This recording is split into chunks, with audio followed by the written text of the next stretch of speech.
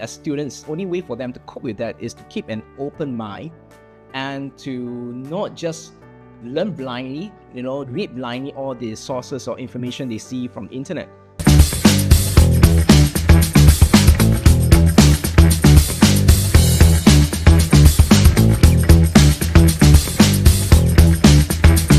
So what you say actually can be related to resilience, to creative Exactly. thinking, but also critical thinking. Exactly. And the speed of learning new knowledge and how to discern the sources and the right things to learn Right. can be related also to AI. Correct.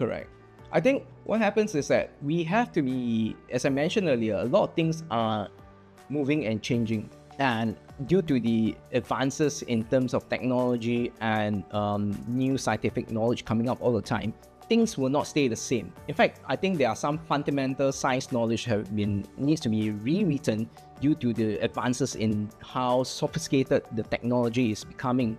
So as students, right, the only way for us to be, or as students, only way for them to cope with that is to keep an open mind and to not just learn blindly, read blindly all the sources or information they see from the internet, but also learn to question, like what are the basis of those information coming from, and what are different points of view. Because actually, when we are looking at all this information, we have to be understanding that a lot of these times, right, the information written or the news article written are written from one particular perspective, like from example the US perspective, from a reporter in the US, or it could be a Chinese perspective and some other perspective. And to be a really informed citizen, informed kind of individual, we should actually look at different perspectives and try to triangulate to see what are the differences between the different perspectives, what are the so-called truth, and then using that way to formulate our own opinion about things.